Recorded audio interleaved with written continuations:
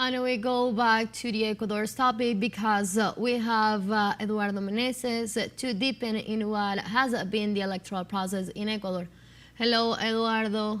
How are you? Do you hear me? Yeah, I can hear you. Thank you. Thank you very much for the invitation. Thank you for being with us. Well, people is denouncing irregularities in this process. What can you tell us about it? Because they have been denouncing fraud. First of all, the past, before the day of the elections, we know that the institutions, the electoral institutions in Ecuador, totally controlled by the president, the actual president, who is the candidate of the right wing for this election. We have seen many irregularities even before of violations of the constitution, like letting the president continue in his functions while he's a candidate, which means he's the state for the campaign.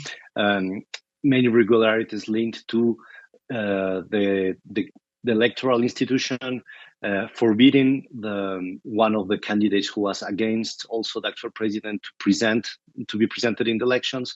We have seen many things like change in the places for people where people were going to vote in the last minute because of so told bad weather and these kind of things. So there was a lot of suspicions even before the day of the election. And now in the election, we're seeing, I would say, two things. The first thing is that the projected result of Luisa González, the progressist candidate against Daniel Noboa, would be at the end the same result that she had in the first round, which is politically totally unlikely. It's very unlikely that she's not going to sum up any vote from the first round of the election to the second round of the election. So this is already very suspicious. And then we have had a lot of people denouncing how there are some of the official votes that have been already put into the system, the counting system, which have not been signed by any of the authorities who were in the places for the vote, for example. So those are totally illegal votes. That's one of the examples of the things that we are seeing. And there are many of those. So that is mainly the scenario right now. And we believe that it could be even worse.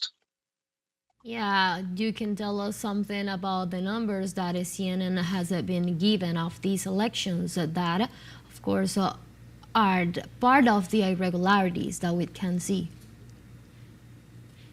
Yeah, in terms of the numbers, what we are seeing is, I mean, we already saw that in the first round of the election where there was not a neutral way of starting adding up the numbers. So the provinces where the actual president had more votes was being added first. So there was an impression that Noboa had very high first numbers that then started to become lower and lower. And at the end of the first round, they were almost totally equal in 44%.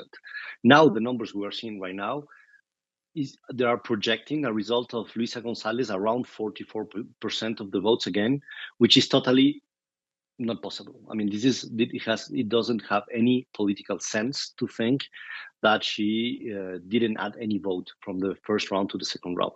So that is one of the main suspicions where we are speaking of the possibility of fraud. Yeah, thank you very much, Eduardo, for being with us. Thank you. Thank you very much for the invitation. Thanks.